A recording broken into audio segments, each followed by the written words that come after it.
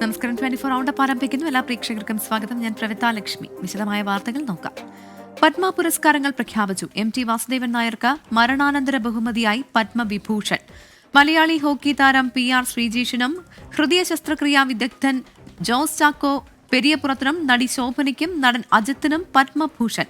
Football താരം IM വിജയനും cricket താരം R അശ്വിനും സംഗീതജ്ഞ ഡോക്ടർ K ഓമനക്കുട്ടിക്കും പത്മശ്രീ. പുരസ്കാര നേട്ടത്തിൽ സന്തോഷമെന്ന് ഡോക്ടർ ജോസ് ചാക്കോ പെരിയപുറവും ഡോക്ടർ K ഓമനക്കുട്ടിയും പറഞ്ഞു.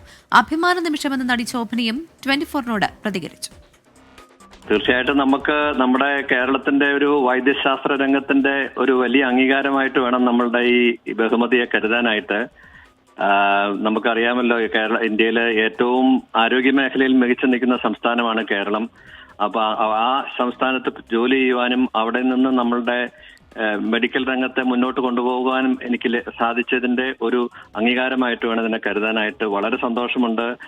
ഈ അംഗീകാരം നമ്മുടെ ആരോഗ്യരംഗത്തിലും എല്ലാ ഡോക്ടർമാർക്കും നഴ്സുമാർക്കും ആരോഗ്യരംഗത്ത് പ്രവർത്തിക്കുന്ന എല്ലാവർക്കുമായിട്ട് ഞാൻ സമർപ്പിക്കുകയാണ്. ഞാന് ഹ്യൂജ്ലി ഹംബ്ലിംഗ് മൊമെന്റ് ആണ്. ഞാനത് I didn't expect it. Of course ഈ പത്മശ്രീ അവാർഡ് കിട്ടിയിട്ട് കുറെ വർഷങ്ങളായി. വെരി വെരി ഗ്രേറ്റ്ഫുൾ ടു ഈ ദ ഗവൺമെന്റ് ഓഫ് ഇന്ത്യ, പിന്നെ of course the award committee and of course my fans in all over. അവര് വിളിച്ച് അക്സെപ്റ്റൻസ് ചോദിക്കുമല്ലോ. സോ അതുകൊണ്ട് കുറച്ച് മുമ്പ് തന്നെ എനിക്ക് മനസ്സിലായി. Thank you so much. സന്തോഷം തോന്നി. പത്മ പുരസ്കാരം ആദ്യമായിട്ടാണ്. പക്ഷേ എനിക്ക് ഇവിടെ കേരളത്തിലെ ഏറ്റവും വലിയ ഒരു അവാർഡാണ് നമ്മുടെ സ്വാതി പുരസ്കാരം. അതൊക്കെ കിട്ടിയിട്ടുണ്ട്. സെൻട്രൽ സംഗീത അക്കാദമിയുടെ ഒരു ഫെലോഷിപ്പ് കിട്ടിയിട്ടുണ്ട്. ജന്മം മുതൽ ഇതല്ലേ കേൾക്കുന്നത്, പാട്ട് തന്നെ ആണല്ലോ കേൾക്കുന്നത്. സംഗീതക്കാരുടെ കാര്യങ്ങൾ, ആ ഡിസ്കഷനാണ് കേൾക്കുന്നത്. സംഗീതത്തെക്കുറിച്ചല്ലാതെ വേറെ ഒരു വർത്തമാനമില്ല. അപ്പോൾ അങ്ങനെ ഒരു ജീവിതമായിരുന്നു. വളരെ ചെറുപ്പം മുതൽ ഇതിനെപ്പറ്റി പഠിക്കുകയും കേൾക്കുകയും ചെയ്യുമ്പോൾ നമുക്ക് തന്നെ ഒരു ക്രിയേറ്റീവ് മൈൻഡ് ഉണ്ടാകും. രാഷ്ട്രപതിയുടെ സേനാ മെഡലുകളും പ്രഖ്യാപിച്ചു. ബോർഡർ റോഡ് ഓർഗനൈസേഷൻ ഉദ്യോഗസ്ഥനായ മലയാളി G വിജയൻ കുട്ടിയടക്കം 14 പേർക്ക് ശൗര്യചക്ര ലഭിച്ചു. ബൽറാം നെടുങ്ങാടിയാണ് ഡൽഹിയിൽ നിന്ന് കൂടുതൽ വിവരങ്ങളുമായി ചേരുന്നത്. ബൽറാം, മലയാളികൾക്കടക്കം ഒരുപാട് പേർക്ക് ഈ അഭിമാന നിമിഷം കൂടിയാണിത്. പത്മ പുരസ്കാരങ്ങൾ പ്രഖ്യാപിക്കുമ്പോൾ എങ്ങനെയാണ് ഈ പുരസ്കാര നേട്ടം? ആർക്കൊക്കെ ലഭിച്ചിട്ടുണ്ട് പുരസ്കാരങ്ങൾ? വിവരങ്ങൾ. റിപ്പബ്ലിക് ദിനത്തോടനുബന്ധിച്ച് 2025 പത്മ പുരസ്കാരങ്ങൾ പ്രഖ്യാപിച്ചിരിക്കുകയാണ്. ഈ പട്ടിക പ്രഖ്യാപിക്കുമ്പോൾ മലയാളികളെ സംബന്ധിച്ചിടത്തോളം അഭിമാനിക്കാൻ ഏറെയുണ്ട്. പ്രത്യേകിച്ച് മലയാളികളുടെ സ്വന്തം സാഹിത്യകാരൻ MT വാസുദേവൻ നായർക്ക് പരമോന്നത പുരസ്കാരമായ പത്മവിഭൂഷൺ പുരസ്കാരം ലഭിച്ചിരിക്കുന്നു. മരണാനന്തര ബഹുമതിയായാണ് അദ്ദേഹത്തെ ഈ പുരസ്കാരം നൽകി ആദരിച്ചിരിക്കുന്നത്. ഒപ്പം മറ്റ് 7 പേരും ഇത്തവണ പത്മവിഭൂഷൺ പട്ടികയിൽ ഇടം പിടിച്ചിട്ടുണ്ട്. കൂടാതെ പത്മഭൂഷൺ പുരസ്കാരം കായിക മേഖലയിൽ നിന്നും മലയാളിയായ PR ശ്രീജേഷ്, ഹോക്കി താരം PR ശ്രീജേഷിന് ലഭിച്ചിരിക്കുന്നു. ആരോഗ്യ മേഖലയിൽ നിന്നും ജോസ് ചാക്കോ പെരിയപുരവും പത്മഭൂഷൺ പുരസ്കാരത്തിന് അർഹനായിട്ടുണ്ട്. 2 പേരാണ് ഈ പത്മഭൂഷൺ 19 പേരടങ്ങുന്ന പട്ടികയിൽ മലയാളികളായി ഉൾപ്പെട്ടിട്ടുള്ളത്. കായിക മേഖലയിൽ നിന്നും IM വിജയന് പത്മശ്രീ പുരസ്കാരം ലഭിച്ചിരിക്കുന്നു. കലാരംഗത്ത് നിന്നും K ഓമനക്കുട്ടിയമ്മയ്ക്ക് പത്മശ്രീ പുരസ്കാരം ലഭിച്ചിരിക്കുന്നു. കൂടാതെ നടി ശോഭനയ്ക്ക് പത്മഭൂഷൺ പുരസ്കാരം ലഭിച്ചിരിക്കുന്നു. തമിഴ്നാടിന്റെ പട്ടികയിലാണ് ശോഭനയെ ഉൾപ്പെടുത്തിയിരിക്കുന്നത്. ഒപ്പം തന്നെ തമിഴ്നടൻ അജിത്തിന് പത്മഭൂഷൺ പുരസ്കാരം ലഭിച്ചിട്ടുണ്ട്. നടൻ ജിതിൻ ഗോസ്വാമിക്ക് പത്മഭൂഷൺ പുരസ്കാരം ലഭിച്ചിരിക്കുന്നു. രാഷ്ട്രീയ രംഗത്തു നിന്നും മനോഹർ ജോഷിക്ക് പത്മഭൂഷൺ പുരസ്കാരം മരണാനന്തര ബഹുമതിയായി ലഭിച്ചിട്ടുണ്ട്. ഒപ്പം തന്നെ ബീഹാർ മുൻ ഉപമുഖ്യമന്ത്രി സുശീൽ കുമാർ മോദിക്കും മരണാനന്തര ബഹുമതിയായി പത്മഭൂഷൺ പുരസ്കാരം നൽകിയിരിക്കുന്നു. ക്രിക്കറ്റ് താരം R അശ്വിന് തമിഴ്നാട്ടിൽ നിന്നും പത്മശ്രീ പുരസ്കാരം ലഭിച്ചിരിക്കുന്നു. ഇത്തരത്തിൽ പട്ടിക പുറത്തു വരുമ്പോൾ ഒട്ടേറെ മലയാളികൾ ഈ പട്ടികയിൽ ഇടം പിടിച്ചിട്ടുണ്ട് എന്നുള്ളത് മലയാളികളെ സംബന്ധിച്ചിടത്തോളം ഏറെ അഭിമാനകരമാണ്. പത്മശ്രീ ലഭിച്ചത് അഭിമാന നിമിഷമെന്ന് IM വിജയൻ 24നോട്. പുരസ്കാരം എല്ലാ ഫുട്ബോൾ പ്രേമികൾക്കും സമർപ്പിക്കുന്നു. വിരമിക്കുന്നതിന് തൊട്ട് മുൻപാണ് പത്മശ്രീ തേടിയെത്തുന്നത് എന്നും IM വിജയൻ പറഞ്ഞു. വിപിൻ C വിജയൻ തയ്യാറാക്കിയ റിപ്പോർട്ടിലേക്ക്. രാജ്യം പത്മശ്രീ നൽകി IM വിജയനെ ആദരിക്കുകയാണ്. ഈ നിമിഷത്തിൽ IM വിജയൻ 24നൊപ്പം ചേരുന്നു. എങ്ങനെയാണ്, എത്രത്തോളം ഒരു സന്തോഷമുണ്ട് ഈ നിമിഷം? തീർച്ചയായിട്ടും വളരെ സന്തോഷമുണ്ട്. കാരണം ഞാൻ ഏപ്രിലിൽ ഇവിടെ തന്നെയാണ് റിട്ടയർഡ് ആവുന്നത്. അപ്പോൾ ഈ പറഞ്ഞ ഏപ്രിലിൽ, അപ്പോൾ ലാസ്റ്റ് റിപ്പബ്ലിക് ഡേ ആണ്. അപ്പോൾ അതിൻ്റെ ഫ്ലാഗ് ഓഫിന് വേണ്ടി വന്നിട്ടുള്ളതാണ്. ഫാമിലി ഉണ്ട്.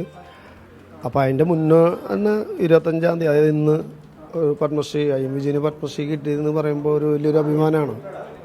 കാരണം ഒരിക്കലും പ്രതീക്ഷിച്ചിട്ടുണ്ടായിരുന്നില്ല ഇത്ര പെട്ടെന്ന് കിട്ടുന്നു. കുറേ കാലമായിട്ട് അപ്ലൈ ചെയ്യുന്നതാണ്, പക്ഷേ ഇതൊരു വലിയൊരു അംഗീകാരമായി. ഇപ്പോൾ നല്ലൊരു സമയത്താണ് കിട്ടുന്നത്. റിട്ടയർഡ് ചെയ്യാൻ 4 മാസമുള്ളൂ. അപ്പോൾ അതിനുള്ളിൽ ഈ ഒരു പത്മശ്രീ കിട്ടിയെന്ന് പറഞ്ഞാൽ ഭയങ്കര സന്തോഷമാണ്. ഇത് പ്രതീക്ഷിച്ചിരുന്നോ? ഇല്ല, പ്രതീക്ഷ കുറേ കൊല്ലമായിട്ട് ഇങ്ങനെ കൊടുക്കണതാണ്. അപ്പോൾ എപ്പോഴെങ്കിലും കിട്ടുന്നൊരു പ്രതീക്ഷ ഉണ്ടായിരുന്നു, പക്ഷെ ഇത്ര പെട്ടെന്ന് കിട്ടുമെന്ന് വിചാരിച്ചില്ല. പക്ഷേ ഇത് എൻ്റെ ഒരു വിജയമായിട്ട് കാണുന്നില്ല. കാരണം ഇതെല്ലാം നാട്ടിലുള്ള എല്ലാ ഫുട്ബോൾ പ്രേമികളുടെ ഒരു പ്രാർത്ഥനയും ഒക്കെ കാരണം തന്നെ ഇത് കിട്ടുക. അല്ലെ എന്നെ പോലുള്ള ആൾക്കൊരു പത്മശ്രീ കിട്ടാന്ന് പറയുമ്പോൾ എല്ലാവർക്കും ചിന്തിക്കാമെന്നുള്ളൂ. അത് വലിയൊരു സന്തോഷമാണ്. ഡെഡിക്കേറ്റ് ചെയ്യുന്നത് ആർക്കാണ്? ഇവരൊക്കെ തന്നെ നമ്മുടെ ഏറ്റവും ഫുട്ബോൾ പ്രേമികൾക്ക്, കേരളത്തിലുള്ള അല്ല ഇന്ത്യയിലുള്ള എല്ലാ ഫുട്ബോൾ മലയാളി പ്രേമികൾക്ക് ഡെഡിക്കേറ്റ് ചെയ്യുന്നു. തീർച്ചയായിട്ടും. Thank you. യെസ്, വിരമിക്കുന്നതിന് തൊട്ടു മുൻപ് ഇപ്പോൾ ഈ റിപ്പബ്ലിക് ഡേയിലേക്ക് തന്നെ ഈ ഒരു വലിയ ആദരം കിട്ടിയതിൻ്റെ എല്ലാ സന്തോഷവുമാണ് അദ്ദേഹം പങ്കുവയ്ക്കുന്നത്. അർഷക്കിനൊപ്പം വിപിൻ സി വിജയൻ, 24 മലപ്പുറം.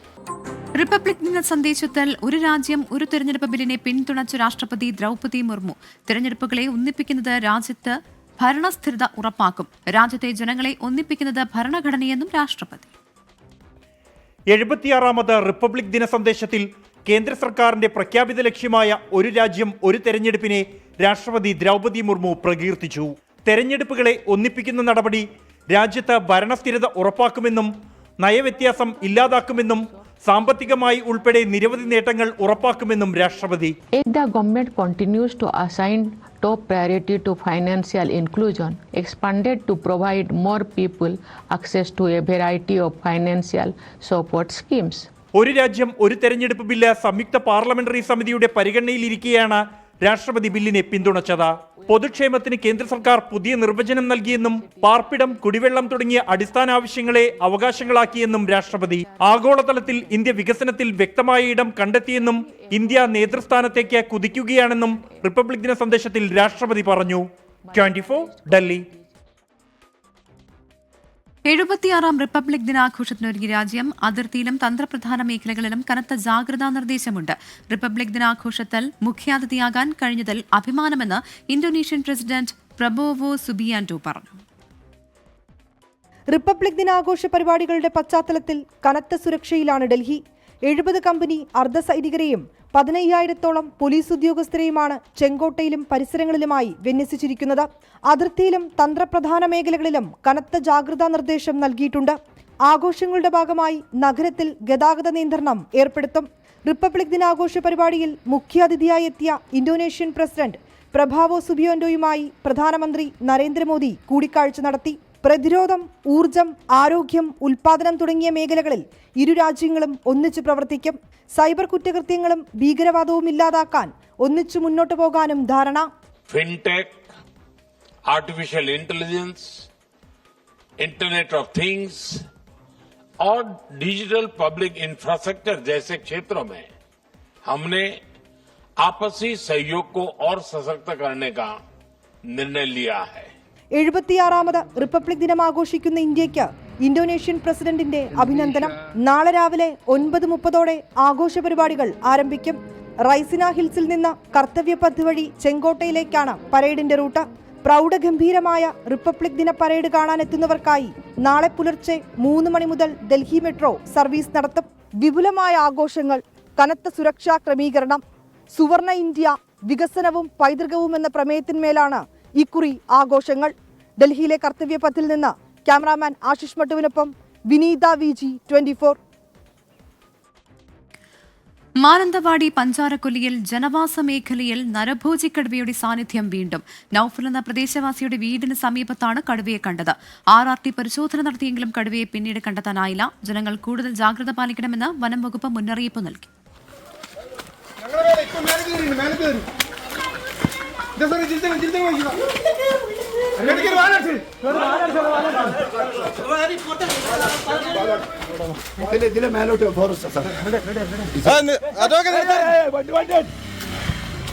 ഇതാണ് നമ്മുടെ വഴി, ഇതാണ് ഫോറസ്റ്റിന്റെ വഴി. ഈ കാണുന്നില്ലേ, ഇതാണ് വഴി.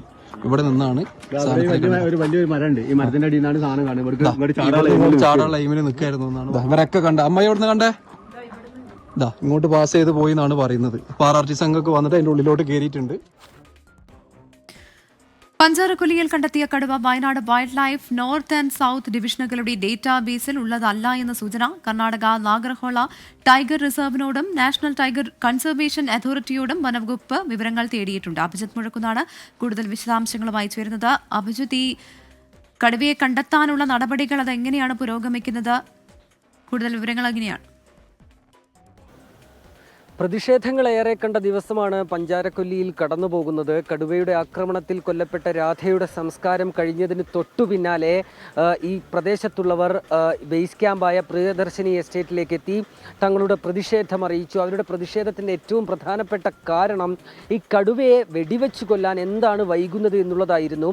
തുടർന്ന് ഒരു ചർച്ച വനം വകുപ്പ് ഉദ്യോഗസ്ഥരുമായി നടത്തി. അപ്പോഴും വനം മന്ത്രിയും കലക്ടറും ഉൾപ്പെടെ ഇവിടേക്ക് എത്തണം, തങ്ങളുടെ അടുത്തേക്ക് എത്തണം, തങ്ങളുടെ ആശങ്ക, തങ്ങളുടെ ഭീതി, തങ്ങളുടെ പരാതി ഇവർ കേൾക്കണമെന്നുള്ളൊരാവശ്യം ഈ പ്രദേശവാസികളുടെ ഭാഗത്തുനിന്നുണ്ടായി. ഏറ്റവും ഒടുവിൽ ADM എത്തി ഈ പ്രതിഷേധക്കാരുമായി ചർച്ച നടത്തി ചില തീരുമാനങ്ങൾ എടുത്തതിന് പിന്നാലെയാണ്, അതിനൊടുവിലാണ് ഈ സമരം, ഈ പ്രതിഷേധം അവസാനിപ്പിക്കാൻ ഈ പ്രദേശവാസികൾ തയ്യാറാവുകയും ചെയ്തത്. അതിൽ ചില നിർദ്ദേശങ്ങൾ, ചില തീരുമാനങ്ങൾ ഈ ADMൻ്റെ ഭാഗത്തുനിന്ന് ഉണ്ടായിട്ടുണ്ട്. അതിലേറ്റവും പ്രധാനപ്പെട്ടത് ഈ കടുവയെ വെടിവെച്ച് കൊല്ലുക എന്നുള്ളൊരു തീരുമാനത്തിലേക്ക് തന്നെ എത്തിയിട്ടുണ്ട്. അഥവാ കടുവ ഈ കൂട്ടിൽ കുടുങ്ങുകയാണെങ്കിൽ അതിനെ മൃഗശാലയിലേക്ക് മാറ്റുന്നതുമായി ബന്ധപ്പെട്ട നടപടികൾ സ്വീകരിക്കും.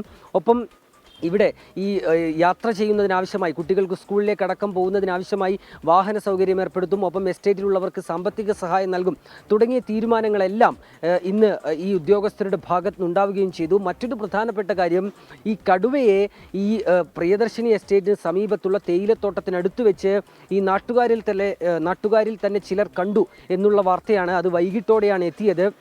ഈ പ്രദേശവാസിയായ ഷാനവാസിൻ്റെയും നൗഫലിൻ്റെയും വീടിന് സമീപത്തോടുകൂടി കടുവ നടന്നുപോയി എന്നുള്ള വാർത്ത അത് വലിയ ആശങ്കയാണ്, വലിയ ഭീതിയാണ് നാട്ടുകാരിൽ ഉണ്ടാക്കിയത്. അവിടെ ആ സമയത്ത് തന്നെ ഒരു തിരച്ചിൽ ആരംഭിക്കുകയും ചെയ്തിട്ടുണ്ട്. 3 കൂടുകൾ ഇതിനോടകം സ്ഥാപിച്ചിട്ടുണ്ട്.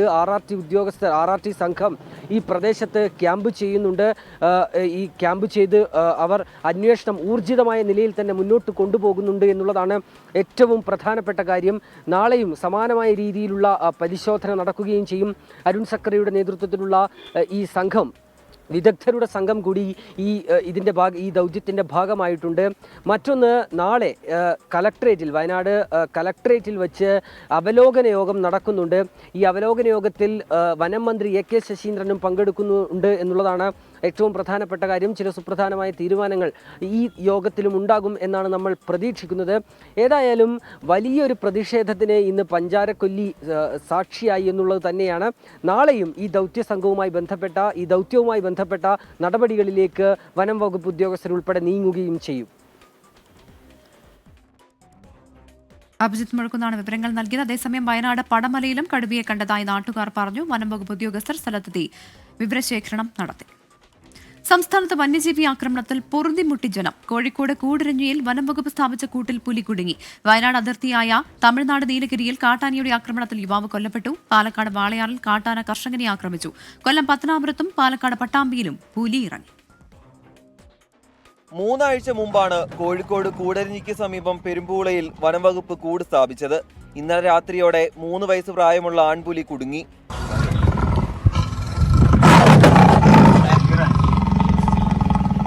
ഇന്നലെ അർദ്ധരാത്രിയാണ് നീലഗിരി ദേവർഷോലയിൽ കാട്ടാന ആക്രമണത്തിൽ യുവാവ് കൊല്ലപ്പെട്ടത്. ദേവർഷോല മരമ്പിലാവ് സ്വദേശി ജംഷീദാണ് മരിച്ചത്. പാലക്കാട് വാളയാറിൽ കർഷകന് കാട്ടാനാക്രമണത്തിൽ പരിക്കേറ്റു. വാദിയാർ ചള്ള സ്വദേശി വിജയനാണ് പരിക്കേറ്റത്. 4 മണിക്ക് ഞാനും മാനും കൂടിയിട്ട് അവിടെ ഇരുന്നു. പിന്നെ നോക്കുമ്പോൾ ബാറ്ററി അടിച്ച് നോക്കുമ്പോൾ 3 ആന നിൽക്കുന്നുണ്ട്. 3 ആന അവിടെ നിന്ന് വന്ന് ആട്ടി വിട്ട് പോയത് ഇതവിടെ നിന്നിട്ട് മുടിക്കിയിട്ട് ആന തിരിഞ്ഞു വന്ന് മുടിക്കിയതാണ്. കൂട്ടമാണ് ഇതുവരെയ്ക്ക് കൂട്ടം. പിന്നെ അവസാനം നാം നോക്കുന്ന 4 മണിക്ക് 3 എണ്ണം. പത്തനാപുരം കിഴക്കേ ഭാഗത്താണ് പുലി ഇറങ്ങിയത്. പ്രദേശത്ത് ക്യാമറ സ്ഥാപിച്ച് പരിശോധന നടത്തുമെന്ന് വനം വകുപ്പ് അറിയിച്ചു.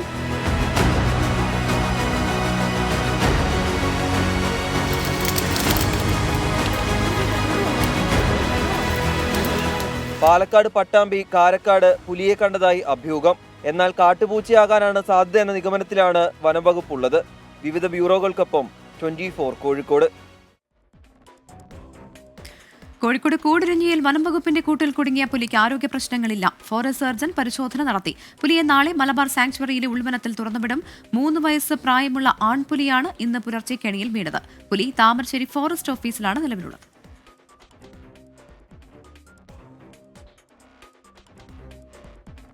പ്രതിപക്ഷ നേതാവ് വി.ഡി. സതീശൻ നയിക്കുന്ന UDF മലയോര സമര പ്രചാരണ യാത്രയ്ക്ക് കണ്ണൂരിൽ തുടക്കം.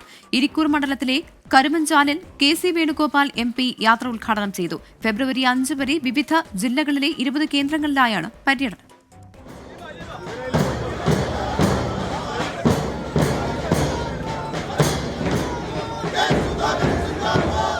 വന്യമൃഗങ്ങളുടെ ആക്രമണത്തിൽ നിന്നും മലയോര കർഷകരെയും ജനങ്ങളെയും സംരക്ഷിക്കുക. കാർഷിക മേഖലയിലെ തകർച്ചയ്ക്ക് പരിഹാരം കാണുക. ബഫർ സോൺ പ്രശ്നത്തിൽ കേന്ദ്ര ഇടപെടൽ തുടങ്ങിയ ആവശ്യങ്ങൾ ഉന്നയിച്ചാണ് UDFന്റെ മലയോര സമരയാത്ര.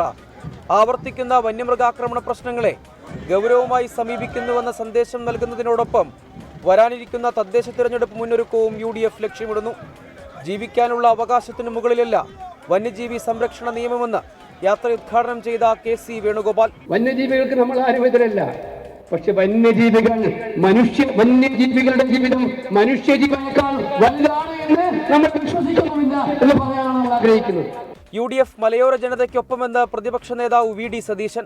പരമ്പരാഗതമായി ഇതിനെ പ്രതിരോധിക്കുന്ന ചില മാർഗങ്ങളുണ്ട്. സൗരോർജ്ജ വേലി, അതുപോലെ കിടങ്ങുകൾ, ഇങ്ങനെ ഉൾപ്പെടെയുള്ള കുറേ കാര്യങ്ങൾ. അതൊന്നും കഴിഞ്ഞ 3-4 കൊല്ലമായിട്ട് ചെയ്യുന്നില്ല. കേന്ദ്ര ഗവൺമെൻറ്റും വൈൽഡ് ലൈഫ് ആക്റ്റിൽ ഭേദഗതി വരുത്തണം. ഞങ്ങൾ ഈ ജാഥ അവസാനിക്കുമ്പോൾ ഞങ്ങൾ ഒരു കോൺക്രീറ്റ് ആയിട്ടുള്ള ഒരു പ്രപ്പോസൽ തയ്യാറാണ്.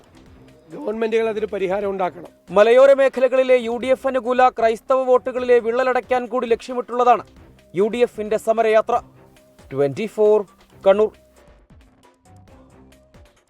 എലപ്പുള്ളിയിലെ മദ്യനിർമ്മാണശാലയ്ക്ക് നൽകിയ അനുമതി റദ്ദാക്കണമെന്ന് CPI. ഇന്ന് ചേർന്ന പാലക്കാട് ജില്ലാ എക്സിക്യൂട്ടീവിലാണ് ആവശ്യം. പദ്ധതി പ്രദേശം മുൻ പ്രതിപക്ഷ നേതാവ് രമേശ് ചെന്നിത്തല സന്ദർശിച്ചു. ഒരിറ്റ് ഭൂഗർഭജലം പോലും എലപ്പുള്ളിയിൽ നിന്ന് ഒയാസിസ് കമ്പനി എടുക്കില്ല എന്ന് മന്ത്രി MB രാജേഷ് ഉറപ്പു നൽകി. ബ്രൂവറി വിഷയത്തിൽ സർക്കാർ ന്യായീകരണമൊന്നും CPIക്ക് ബോധ്യപ്പെട്ടില്ല. എക്സിക്യൂട്ടീവ് തീരുമാനം സംസ്ഥാന നേതൃത്വത്തെ അറിയിക്കും. LDF യോഗത്തിലും വിഷയം ഉന്നയിക്കും. തദ്ദേശ തെരഞ്ഞെടുപ്പ് അടക്കം വരാനിരിക്കെ ജനങ്ങളുടെ ആശങ്കകൾ കേൾക്കാതെ മുന്നോട്ടു പോയാൽ തിരിച്ചടി ഉറപ്പെന്നാണ് CPI വിലയിരുത്തൽ. പദ്ധതി പ്രദേശം മുൻ പ്രതിപക്ഷ നേതാവ് രമേശ് ചെന്നിത്തല സന്ദർശിച്ചു. ആദ്യം അപേക്ഷ നിരസിച്ച കമ്പനിക്ക് മുഖ്യമന്ത്രിയും MB രാജേഷും സംസാരിച്ച ശേഷമാണ് അനുമതി നൽകിയതെന്ന് രമേശ് ചെന്നിത്തല ആരോപിച്ചു. കുളങ്ങളിൽ പോലും വെള്ളം നിൽക്കാത്ത ഭൂമിയിൽ എങ്ങനെ മഴക്കുഴി നിർമ്മിക്കുമെന്ന് രമേശ് ചെന്നിത്തല. മഴ അപൂർവമായി കിട്ടുന്ന ഒരു സ്ഥലം. ഇവിടുത്തെ സമീപത്ത് എന്നോട് ഇവർ പറഞ്ഞത് സമീപത്തുള്ള എല്ലാ കുളങ്ങളിലും മഴ പെയ്താൽ പോലും സഫിഷ്യൻ്റ് ആയിട്ടുള്ള വെള്ളം കിട്ടില്ല. ഇവിടെ പിന്നെ എങ്ങനെയാണ് റെയിൻ വാട്ടർ ഹാർവെസ്റ്റിംഗ് നടത്തുന്നത് എന്ന് മന്ത്രി ഞങ്ങളോട് പറയണം. പഞ്ചാബിലും ഹരിയാനയിലും മധ്യപ്രദേശിലും ഒയാസിസ് കമ്പനിക്ക് മദ്യനിർമ്മാണശാല ആരംഭിക്കാൻ കോൺഗ്രസ് സർക്കാരുകളാണ് അനുമതി നൽകിയതെന്ന് മന്ത്രി MB രാജേഷ്. മദ്യക്കമ്പനിക്ക് വേണ്ടി കുഴൽക്കിണർ വഴി ഒരു തുള്ളി വെള്ളമെടുക്കില്ല. മലമ്പുഴ വെള്ളവും മഴവെള്ളവുമാണ് ഉപയോഗിക്കുകയെന്നും MB രാജേഷ് ആവർത്തിച്ചു. ഒരു തുള്ളി ഭൂഗർഭജലം ഈ പ്ലാന്റിന് വേണ്ടി എടുക്കാൻ അനുവദിക്കുന്ന പ്രശ്നമില്ല. അങ്ങനെ ഒരു പ്രപ്പോസലിനല്ല സർക്കാർ അംഗീകാരം നൽകിയിട്ടുള്ളത്. മദ്യക്കമ്പനിക്ക് വെള്ളം നൽകിയാൽ മറ്റു കുടിവെള്ള പദ്ധതികളെ ബാധിക്കില്ലെന്ന വിചിത്ര മറുപടിയുമായി വാട്ടർ അതോറിറ്റി രംഗത്തെത്തി. കിൻഫ്രയ്ക്ക് നൽകുന്ന വെള്ളത്തിന്റെ ഒരു ഭാഗം ഒയാസിസിനും നൽകാനാകുമെന്നാണ് വാട്ടർ അതോറിറ്റി പറയുന്നത്. ഇത് വ്യക്തമാക്കുന്ന വിവരാവകാശ രേഖ 24 ലഭിച്ചു. 24 പാലക്കാട്. KPCC പ്രസിഡന്റ് സ്ഥാനത്ത് K. സുധാകരന് പകരക്കാരനെ നിശ്ചയിക്കുന്നതിൽ കോൺഗ്രസിൽ പ്രതിസന്ധി.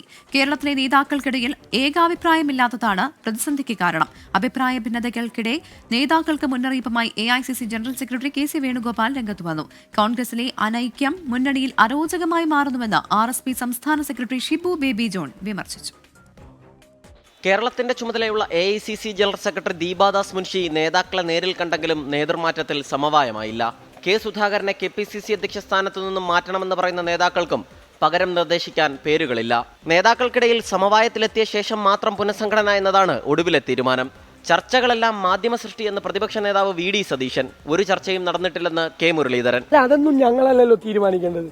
അതൊക്കെ കോൺഗ്രസ് ഒരു ദേശീയ പാർട്ടിയാണ്, ദേശീയ നേതൃത്വമാണ് തീരുമാനിക്കുന്നത്. ഇവിടെ ഞങ്ങൾ ഒരു ചർച്ചയും നടത്തിയിട്ടില്ല. ഹൈക്കമാൻഡിന് വല്ല അഭിപ്രായം ഉണ്ടെങ്കിൽ ഞങ്ങളെ വിളിച്ച് പറയും. ഞങ്ങളോടൊന്നും പറഞ്ഞിട്ടില്ല. പക്ഷേ എല്ലാവരും ഒറ്റക്കെട്ടായി നിന്ന് ഇലക്ഷൻ ജയിക്കണം എന്നുള്ള നിർദ്ദേശമാണ് ഞങ്ങൾക്ക് നൽകിയിട്ടുള്ളത്. ഇതിനിടെ നേതാക്കൾക്ക് മുന്നറിയിപ്പുമായി AICC general secretary KC Venugopal. കോൺഗ്രസിലെ അഭിപ്രായ ഭിന്നതയിൽ രൂക്ഷ വിമർശനവുമായി RSP സംസ്ഥാന സെക്രട്ടറി ഷിബു ബേബി ജോണും രംഗത്തെത്തി. കോൺഗ്രസിനെ സംബന്ധിച്ചിടത്തോളം അല്ലെങ്കിൽ ഐക്യമുന്നണിയെ സംബന്ധിച്ചിടത്തോളം അനൈക്യം എന്നുള്ളത് ഒരു വലിയ ജനവിഭാഗത്തിന് അരോചകമായി തോന്നുന്ന കാര്യമാണ്. അത് കോൺഗ്രസ് നേതാക്കന്മാരും തിരിച്ചറിഞ്ഞുകൊണ്ട് അത്തരം വാർത്തകൾ വരാതെ പോവുകയാണ് ഇന്ന് ഉചിതം എന്ന് തന്നെയാണ് ഞങ്ങളുടെ അഭിപ്രായം. UDFന്റെ മലയോര പ്രചരണ ജാഥയ്ക്ക് ശേഷം നേതൃമാറ്റത്തിൽ സജീവ ചർച്ചയ്ക്കൊരുങ്ങുകയാണ് ഹൈക്കമാൻഡ്. 24 തിരുവനന്തപുരം.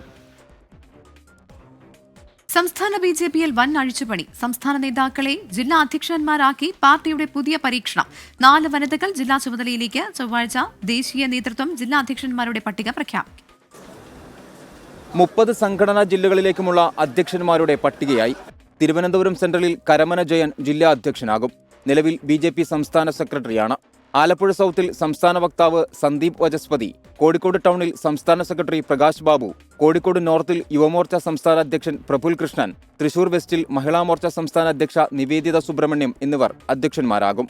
കാസർഗോഡ് ML അശ്വിനി, കൊല്ലം ഈസ്റ്റിൽ രാജീവ് പ്രസാദ്, കോട്ടയം സെൻട്രലിൽ ലിജിൻ, എറണാകുളം സെൻട്രലിൽ ഷൈജു, പാലക്കാട് പ്രശാന്ത് ശിവൻ, മലപ്പുറത്ത് ദീപ, തൃശൂരിൽ ജസ്റ്റിൻ, കോട്ടയത്ത് റോയ് ചാക്കോ തുടങ്ങിയവർ ജില്ലാ അധ്യക്ഷന്മാരാകും. 4 വനിതകളെ അധ്യക്ഷന്മാരാക്കിയ BJP ന്യൂനപക്ഷ പ്രാതിനിധ്യവും ഉറപ്പാക്കി. ജില്ലാ അധ്യക്ഷന്മാരിൽ അധികവും K സുരേന്ദ്രൻ നേതൃത്വം നൽകുന്ന ഔദ്യോഗിക പക്ഷക്കാരാണ്. അധ്യക്ഷസ്ഥാനം പിടിക്കാനുള്ള V മുരളീധര വിഭാഗത്തിന്റെയും PK കൃഷ്ണദാസ് പക്ഷത്തിന്റെയും നീക്കങ്ങൾ ചില ജില്ലകളിൽ വിജയം കണ്ടു. കണ്ണൂർ, തിരുവനന്തപുരം, കോഴിക്കോട്, ഇടുക്കി പോലുള്ള ജില്ലകളിൽ അധ്യക്ഷ സ്ഥാനത്തേക്ക് വാശിയേറിയ മത്സരമാണ് നടന്നത്. 24 തിരുവനന്തപുരം. അടിമുടി മാറ്റത്തിനൊരുങ്ങി KSRTC. ജീവനക്കാർക്ക് 1-ാം തീയതി തന്നെ ശമ്പളം ലഭിക്കാനുള്ള പദ്ധതികൾ തയ്യാറാക്കിയതായി ഗതാഗത മന്ത്രി KB ഗണേഷ് കുമാർ പറഞ്ഞു. അടുത്ത 3 മാസത്തിനുള്ളിൽ ഗതാഗത വകുപ്പ് പൂർണ്ണമായും ഓട്ടോമാറ്റിക് ഓൺലൈൻ സംവിധാനത്തിലേക്ക് മാറുമെന്നും മന്ത്രി KB ഗണേഷ് കുമാർ കോഴിക്കോട്ടെ KLF വേദിയിൽ പറഞ്ഞു. KSRTC സൂപ്പർ ഫാസ്റ്റ് ബസ്സുകൾ AC ബസ് ആക്കുന്നതിനുള്ള കൂടിയാലോചനകൾ നടക്കുകയാണ്. ചാർജ് വർധനവില്ലാതെ തന്നെ ഇത് പ്രാബല്യത്തിൽ വരുത്താനുള്ള ട്രയൽ റൺ ഉടൻ ആരംഭിക്കും. അത് വിജയകരമായാൽ ബസ്സുകൾ ഉടൻ നിരത്തിലിറങ്ങും. ട്രെയിൻ ആപ്പുകൾ മാതൃകയിൽ KSRTCക്കും സ്വന്തമായി ആപ്പ് പുറത്തിറക്കുമെന്ന് മന്ത്രി KB ഗണേഷ് കുമാർ. കേരളത്തിലെ സാധാരണക്കാർ യാത്ര ചെയ്യുന്ന സൂപ്പർ ഫാസ്റ്റുകളെ ഘട്ടം ഘട്ടമായി റേറ്റ് വർദ്ധിപ്പിക്കാതെ AC ആക്കണം എന്നാണ് എൻ്റെ ആഗ്രഹം. KSRTC ഓടിക്കൊണ്ടിരിക്കുന്ന കുറേ സൂപ്പർ ഫാസ്റ്റുകൾ നല്ല കണ്ടീഷനുള്ള വണ്ടികളെടുത്ത് ഈ AC വയ്ക്കുന്നതിനെ കുറിച്ച് ആലോചിക്കണം. ഒരു ട്രയൽ ആരംഭിക്കും. അത് പൊതുവായി ഞാൻ പറയാം, ആ ട്രയൽ വിജയിച്ചാൽ ഒരു 10, 60, 70 വണ്ടികൾ ഞാൻ AC എന്നുകൂടി സാധാരണക്കാരുടെ യാത്ര ഒരേ ഇന്നത്തെ റേറ്റിൽ തന്നെ വർധനവില്ല, അതേ സൂപ്പർ ഫാസ്റ്റ് റേറ്റിൽ തന്നെ AC യാത്ര ചെയ്യാൻ പറ്റും. ഒരു ആൻഡ്രോയിഡ് ബേസ്ഡ് ടിക്കറ്റ് മെഷീനും വരികയാണ്. വണ്ടിയുടെ പൊസിഷനിങ് എല്ലാം കാണിക്കുന്ന ഒരു ടിക്കറ്റ് മെഷീൻ തുടങ്ങിക്കഴിഞ്ഞു. ഒരു 2 മാസത്തിനുള്ളിൽ കംപ്ലീറ്റ് ചെയ്യും. അത് ചലവ് എന്നൊരു കമ്പനിയായിട്ടുള്ളൊരു ആപ്പാണ്. ആ ആപ്പ് ചലവ് ആപ്പ് നിങ്ങൾക്ക് കിട്ടും. അതോടൊപ്പം തന്നെ നിങ്ങളുടെ മൊബൈൽ ഫോണിൽ നിങ്ങൾ യാത്ര ചെയ്യാൻ ഉദ്ദേശിക്കുന്ന ബസ് എവിടെ എത്തി, എപ്പോഴെത്തും, എത്ര സീറ്റ് ഒഴിവുണ്ട്, എനിക്ക് ബുക്ക് ചെയ്യാൻ കഴിയുമോ, ലൈവായി. ആൻഡ്രോയിഡ് ടിക്കറ്റ് മിഷൻ ഉടൻ പ്രാബല്യത്തിൽ വരും. ചലോ എന്ന കമ്പനിയുമായി സഹകരിച്ചാണ് പദ്ധതി. ദീർഘദൂര KSRTCകളിൽ ഭക്ഷണം എത്തിക്കുന്നതിനായി ഓൺലൈനിൽ ഡെലിവറി സംവിധാനം ഉടൻ ആരംഭിക്കും. 24 അസിസ്റ്റന്റ് എക്സിക്യൂട്ടീവ് എഡിറ്റർ ദീപക് ധർമ്മടമായിരുന്നു പൊതുഗതാഗതം നാം മുന്നേറേണ്ടത് എങ്ങനെ എന്ന വിഷയത്തിൽ അവതാരകൻ. 24 കോഴിക്കോട്. റേഷൻ വാതിൽപ്പടി വിതരണക്കാരുടെ സമരം പിൻവലിച്ചു. ഭക്ഷ്യമന്ത്രിയുമായി നടത്തിയ ചർച്ചയെ തുടർന്നാണ് സമരം പിൻവലിച്ചത്. 3 മാസത്തെ കുടിശ്ശിക തുക ഉടൻ വിതരണം ചെയ്യും. അതേസമയം തിങ്കളാഴ്ച മുതൽ അനിശ്ചിതകാല സമരമെന്ന തീരുമാനത്തിൽ ഉറച്ചു നിൽക്കുകയാണ് റേഷൻ വ്യാപാരികൾ. സമരത്തിൽ നിന്ന് വ്യാപാരികൾ പിന്മാറണമെന്ന് മന്ത്രി GRL അഭ്യർത്ഥിച്ചു. ഗോഡൌണുകളിൽ നിന്ന് റേഷൻ കടകളിലേക്ക് ഭക്ഷ്യധാന്യങ്ങൾ വിതരണം ചെയ്യുന്ന വാതിൽപ്പടി വിതരണക്കാർ ജനുവരി 1 മുതൽ സമരത്തിലായിരുന്നു. ഇതോടെ റേഷൻ കടകളിൽ ധാന്യങ്ങൾ എത്തിയിരുന്നില്ല. 2014 മുതലുള്ള 10% കുടിശ്ശിക വാതിൽപ്പടി വിതരണക്കാർക്ക് നൽകാനുണ്ട്. ഇതോടൊപ്പം ഒക്ടോബർ മുതലുള്ള തുകയും കുടിശ്ശികയായി. ഓൺലൈനായി നടത്തിയ ചർച്ചയിൽ കുടിശ്ശിക തുക ഉടൻ നൽകാമെന്ന് മന്ത്രി ഉറപ്പു നൽകി. സെപ്റ്റംബർ, ഒക്ടോബർ, നവംബർ മാസങ്ങളിലെ തുക ഉടൻ നൽകും. വേതന വർധനവിന്റെ നിലവിലുള്ള വേതനത്തിന്റെ വർധനവിന്റെ വിഷയം മാത്രമാണ് ഇപ്പോൾ നമുക്ക് പരിഗണിക്കാൻ കഴിയാത്തത്. ആ വിഷയത്തിലും അവരോട് ഇന്നലെ ഞാൻ ഓൺലൈൻ ചർച്ചയിൽ പറഞ്ഞു, വേതന വർധനവിന്റെ കാര്യം പരിഗണിക്കാവുന്ന വിഷയം തന്നെയാണ്, തള്ളിക്കളയുന്ന വിഷയമല്ല, പരിഗണനയിലുള്ള വിഷയം തന്നെയാണ്. തിങ്കളാഴ്ച മുതൽ ഭക്ഷ്യധാന്യങ്ങൾ വിതരണം നടത്തുമെന്ന് കരാറുകാർ മന്ത്രി അറിയിച്ചു. എന്നാൽ വേതന പാക്കേജ് അനുവദിക്കാതെ സമരത്തിൽ നിന്ന് പിന്മാറില്ലെന്ന ഉറച്ച നിലപാടിലാണ് റേഷൻ വ്യാപാരികൾ. ഇന്നലെ ധനമന്ത്രിയും ഭക്ഷ്യമന്ത്രിയുമായി നടത്തിയ ചർച്ചയിൽ തങ്ങളെ അവഹേളിച്ചെന്നും വ്യാപാരികൾ വിമർശിക്കുന്നു. 24 Thiruvananthapuram. Wayanad DCC treasurer NM വിജയന്റെ ആത്മഹത്യയിൽ റിപ്പോർട്ട് സമർപ്പിച്ച KPCC അന്വേഷണ സമിതി NM വിജയന്റെ കുടുംബത്തിന്റെ മുഴുവൻ ബാധ്യതകളും പാർട്ടി ഏറ്റെടുക്കണമെന്നാണ് റിപ്പോർട്ടിലെ നിർദ്ദേശം.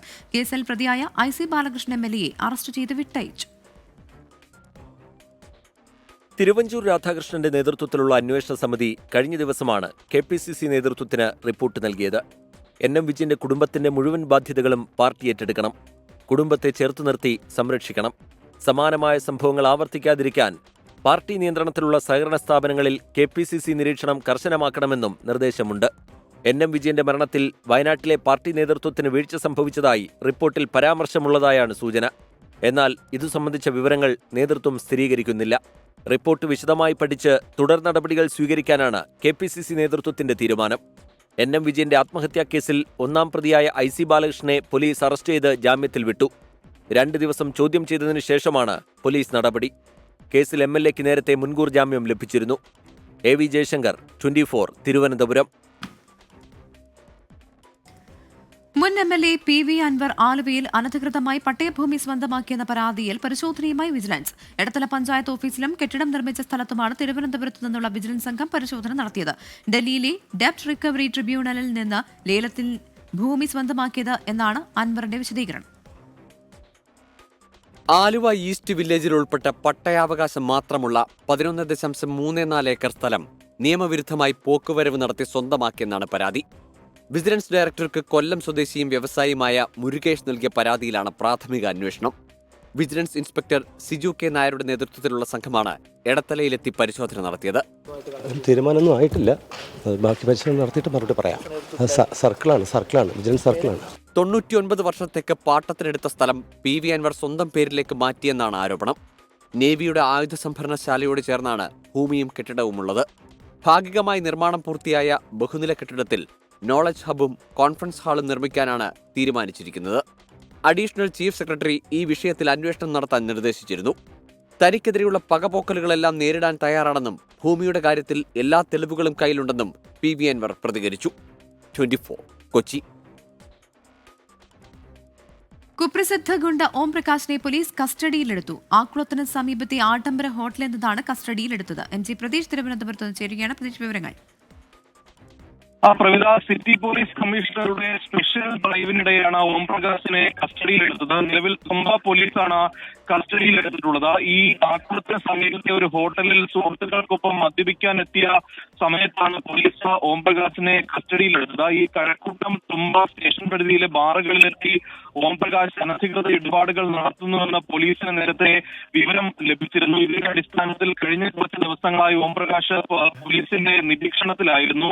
ഈ നഗരത്തിലെ ഗുണ്ടാ സംഘങ്ങൾ തമ്മിൽ പലതവണ ഏറ്റുമുട്ടിയതിന് പിന്നിലടക്കം ഈ ഓം പ്രകാശിന് പങ്കുണ്ടെന്ന പോലീസിന് വിവരം ലഭിച്ചിരുന്നു. ഇതിന്റെ അടിസ്ഥാനത്തിൽ കൂടിയാണ് പരിശോധന നടത്തുകയും നിലവിൽ കസ്റ്റഡിയിലെടുക്കുകയും ചെയ്തിരിക്കുന്നത്. ഓം പ്രകാശിന്റെ കൂടെ ഉണ്ടായിരുന്ന ഷിബി എന്ന ആളിനെ കൂടി കസ്റ്റഡിയിൽ എടുത്തിട്ടുണ്ട് എന്ന് പോലീസ് അറിയിച്ചിട്ടുണ്ട്. നിലവിൽ കരുതൽ തടങ്കലിലാണ് എന്നുള്ളൊരു വിശദീകരണമാണ് ഇതുമായി ബന്ധപ്പെട്ട പോലീസ് അറിയിക്കുന്നത്. പ്രവിധ. MG പ്രതീഷാണ് വിവരങ്ങൾ നൽകിയത്. സൈബർ കൊള്ളക്കാരെ പൂട്ടി കൊച്ചി സിറ്റി പോലീസ്. മട്ടാഞ്ചേരി സ്വദേശിയിൽ നിന്ന് 10 ലക്ഷം തട്ടിയ കേസിലാണ് പശ്ചിമബംഗാൾ സ്വദേശി ധീരജ് പിടിയിലായത്. മുൻ ഹൈക്കോടതി ജഡ്ജിന്റെ പക്കൽ നിന്ന് തട്ടിയെടുത്ത 90 ലക്ഷം രൂപയിൽ 28 ലക്ഷം രൂപ കൊച്ചി സൈബർ പോലീസ് കണ്ടുകെട്ടി. ഇതുവരെ കേട്ട സൈബർ തട്ടിപ്പ് രീതിയല്ല ധീരജ് ഗിരിയുടേത്, വെറൈറ്റിയാണ്. ഇന്ത്യയിലെ പ്രമുഖ ബാങ്കിന്റെ പേരിലുള്ള ആധാർ അപ്ഡേഷൻ മെസ്സേജിനൊപ്പം APK ഫയൽ അയച്ചു നൽകി അതുവഴിയാണ് പണം തട്ടൽ. മട്ടാഞ്ചേരി സ്വദേശിക്ക് നഷ്ടമായത് 10 ലക്ഷം രൂപ. പരാതിയിൽ നടത്തിയ വിശദമായ അന്വേഷണത്തിലാണ് പ്രതിയെ ഉത്തർപ്രദേശിൽ നിന്ന് മട്ടാഞ്ചേരി പോലീസ് പിടികൂടിയത്. Theft amount is 10 lakhs through an APK file. So our team traced one of the main accused named Dheeraj Giri and we went to UP and he is in our custody. ഇയാളുടെ പക്കൽ നിന്ന് 20ഓളം പാസ്ബുക്കുകളും ATM കാർഡുകളും പിടിച്ചെടുത്തു. ആഡംബര ജീവിതത്തിനായാണ് പ്രതി തട്ടിപ്പ് നടത്തിയിരുന്നത്. സമാനമായ തട്ടിപ്പ് നടത്തിയതിന് ഇയാൾക്കെതിരെ വിവിധ സംസ്ഥാനങ്ങളിൽ കേസുണ്ട്. സൈബർ തട്ടിപ്പിലൂടെ 90 ലക്ഷം നഷ്ടമായെന്ന മുൻ ഹൈക്കോടതി ജഡ്ജിയുടെ പരാതിയിൽ അന്വേഷണം ശക്തമാണ്. 28 ലക്ഷം രൂപ ഫ്രീസ് ചെയ്തു. 17 ലക്ഷം രൂപ തിരിച്ചുപിടിച്ച് എറണാകുളം സൈബർ പോലീസ് ജഡ്ജിക്ക് കൈമാറി. 280ലധികം അക്കൗണ്ടുകളിലേക്കാണ് തട്ടിപ്പ് പണം എത്തിയത്. കേസിൽ അറസ്റ്റുകൾക്കും സാധ്യതയുണ്ട്. വിഷ്ണു സുരേഷ്, 24 കൊച്ചി. ജോഷ് മാൾ മൂക്കന്നൂരും മൂക്കന്നൂർ വികസന സമിതിയുടെയും നേതൃത്വത്തിൽ മാരത്തൺ സംഘടിപ്പിച്ചു. 10 കിലോമീറ്റർ ദൂരത്തിലാണ് മാരത്തൺ സംഘടിപ്പിച്ചത്. 2000-ലധികം പേരാണ് മാരത്തണിൽ പങ്കെടുത്തത്. ജോയ് ഇൻ എവറി സ്റ്റെപ്പ്, ആരോഗ്യവും ആനന്ദവും നിറഞ്ഞ ജീവിതശൈലി പ്രോത്സാഹിപ്പിക്കുന്നതിന് വേണ്ടിയാണ് മാരത്തൺ സംഘടിപ്പിച്ചത്. വിവിധ വിദ്യാലയങ്ങളിൽ നിന്നുള്ള കുട്ടികൾക്കും പ്രദേശവാസികളും അടക്കമുള്ളവരാണ് മാരത്തോണിൽ പങ്കെടുത്തത്. MT വാസുദേവൻ നായർക്ക് പത്മവിഭൂഷൺ നൽകി രാജ്യം ആദരിച്ചതിൽ സന്തോഷമെന്ന മകൾ അശ്വതി 24-നോട്. നേട്ടത്തിൽ എല്ലാ മലയാളികൾക്കും പങ്കുണ്ടെന്നും അശ്വതി പറഞ്ഞു. സന്തോഷം, രാജ്യത്തിൻ്റെ ആദരവ് ലഭിച്ചതിൽ സന്തോഷം. ഇത് മലയാള ഭാഷയ്ക്കും സാഹിത്യത്തിനും കൂടി ഉള്ള അംഗീകാരം എന്നേ പറയാനുള്ളൂ ഈ സമയത്ത്. അച്ഛനുള്ളപ്പോഴായിരുന്നെങ്കിൽ നമുക്കൊരു ഇരട്ടി മധുരമായേനെ. പക്ഷേ അല്ലെങ്കിൽ കൂടി അത് രാജ്യത്തിൻ്റെ അംഗീകാരമാണ്. അതിനെ സന്തോഷത്തോടെ നന്ദിയോടെ കാണുന്നു. പത്തനംതിട്ടയിൽ 2 വിദ്യാർത്ഥികളെ കാണാതായി. കിടങ്ങന്നൂർ നാക്കാക്ലിക്കൽ SVGHSലെ അഭിരാജ്, അനന്തുനാഥ് എന്നിവരെയാണ് കാണാതായത്. കിടങ്ങന്നൂരിലെ കനാലിന് സമീപത്തു നിന്ന് ഇവരുടെ വസ്ത്രങ്ങൾ കണ്ടെത്തി. ശ്രീജിത്ത് ശ്രീകുമാരൻ ചേരുകയാണ് പത്തനംതിട്ടയിൽ നിന്ന്. ശ്രീജിത്ത്, ഈ കുട്ടികളെക്കുറിച്ച് ഏതെങ്കിലും തരത്തിലുള്ള വിവരം ലഭ്യമാകുന്നുണ്ടെന്നാണ് പോലീസ് പറയുന്നത്? ഇതുവരെ കുട്ടികളെ കുറിച്ച് കാര്യമായ വിവരങ്ങൾ ലഭ്യമാകുന്നില്ല. പക്ഷേ ചില CCTV ദൃശ്യങ്ങൾ നമുക്ക് ലഭിച്ചിട്ടുണ്ട്. അതിന്റെ അടിസ്ഥാനത്തിൽ ചില പരിശോധനകളും ആ മേഖലയിൽ ഈ കനാലുമായി ബന്ധപ്പെട്ട പ്രദേശങ്ങളിൽ നടക്കുന്നുണ്ട് എന്നാണ് മനസ്സിലാക്കുന്നത്. ഫയർഫോഴ്സ് സംഘം ഇപ്പോൾ തന്നെ സ്ഥലത്തെത്തിയിട്ടുണ്ട്. അനുവും അഭിരാജും സുഹൃത്തുക്കളാണ്. ഉച്ചയോടുകൂടിയാണ് ഈ പ്രദേശത്തേക്ക് എത്തിയത് എന്നാണ് മനസ്സിലാക്കുന്നത്. എന്നാലും പരിശോധനകൾ നടക്കുന്നുണ്ട്. ആ CCTV ദൃശ്യങ്ങളിൽ നിന്ന് ഈ കുട്ടികൾ ആ പ്രദേശത്ത് വസ്ത്രങ്ങൾ ഊരിവെച്ച് കനാലിൽ ഇറങ്ങുന്ന ദൃശ്യങ്ങളാണ് ലഭിച്ചിരിക്കുന്നത് എന്നും മനസ്സിലാക്കുന്നുണ്ട്. എന്തായാലും പരിശോധനകൾ നടക്കുന്നുണ്ട്. എന്തായാലും കാര്യമായ രീതിയിലുള്ള കുഴപ്പങ്ങളില്ലാതെ കുട്ടികളെ തിരിച്ചുവിട്ടുന്നൊരു പ്രതീക്ഷയാണ് ഉള്ളത്. പക്ഷേ ഈ CCTV ദൃശ്യങ്ങളിൽ കുട്ടികൾ വെള്ളത്തിൽ ഇറങ്ങുന്നത്, ഈ കനാലിൽ ഇറങ്ങുന്നതാണ് ഉള്ളത്. ശരി, ശ്രീകുമാരനാണ് വിവരങ്ങൾ നൽകിയത്. പത്തനംതിട്ടയിൽ 2 വിദ്യാർത്ഥികളെ കാണാതായി. കുട്ടികൾ കനാലിൽ ഇറങ്ങുന്ന ദൃശ്യങ്ങളാണ് നിലവിൽ ലഭ്യമായിരിക്കുന്നത് എന്നാണ് ശ്രീകുമാരൻ നൽകുന്ന വിവരം. എറണാകുളം സൗത്ത് വാഴക്കുളത്ത് പട്ടികജാതി പട്ടികവർഗ താമസക്കാരെ കുടിയൊഴിപ്പിക്കാൻ ശ്രമത്തിനിടെ സംഘർഷം. വലിയാത്ത കോളനിയിലെ 10 കുടുംബങ്ങളും സ്വകാര്യ വ്യക്തിയും തമ്മിലുള്ള വസ്തുതർക്കമാണ് സംഘർഷങ്ങൾക്ക് കാരണം. ഭൂമിയുടെ അവകാശം സ്വകാര്യ വ്യക്തിക്ക് അനുകൂലമായി വന്നതോടെയാണ് ഒഴിപ്പിക്കൽ നടപടി തുടങ്ങിയത്.